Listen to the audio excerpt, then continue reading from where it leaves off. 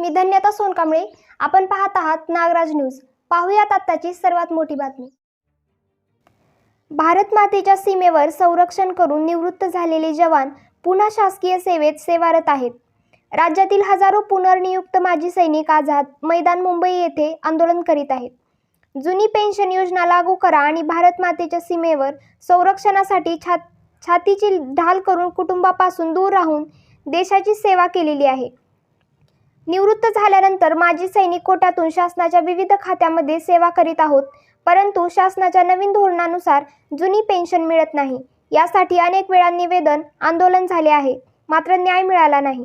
राज्यातील हजारो पुनर्नियुक्त माजी सैनिक आज आझाद मैदान मुंबई येथे आंदोलन करीत आहेत। माजी सैनिक यांनी सुरू केलेले आंदोलन मुख्यमंत्री एकनाथ शिंदे गांभीर्याने घेतील आणि देशाची सेवा केलेल्या जवानाला न्याय मिळवून देतील।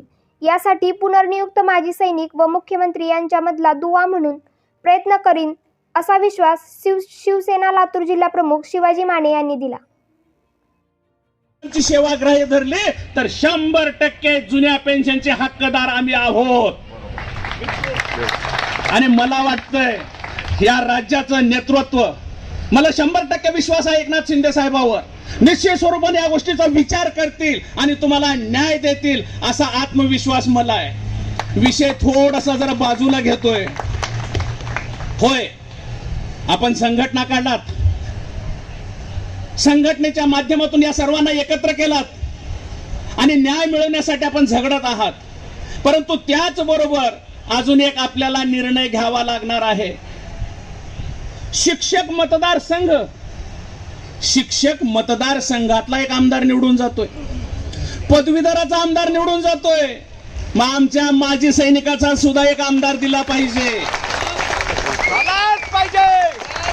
जेणेकरून तुमचे प्रश्न, तुमच्या व्यथा कुटुंबातला सदस्य म्हणून तो पार्लमेंटमध्ये मांडेल, तो विधानसभेत मांडेल, विधान भवनामध्ये उपस्थित करेल आणि आपल्याला न्याय मिळवून देईल। यासाठी हाही प्रश्न आपण उचलला पाहिजे आणि आपला एक प्रतिनिधी आमदार मधून विधानसभेमध्ये पाठवला पाहिजे। माजी सैनिकासाठी खास करून ती जागा रिझर्व झाली पाहिजे, असंही आपण नमूद करावं, अशी विनंती मी राज्याध्यक्ष नात्याने आपल्याकडे करतो। विचाराधीन आहे, होय, चांगली गोष्ट आहे आणि मला खात्री आहे आज आपण महाराष्ट्राच्या कानाकोपऱ्यातून या ठिकाणी आलात, आपण ते हक्कदार आहात।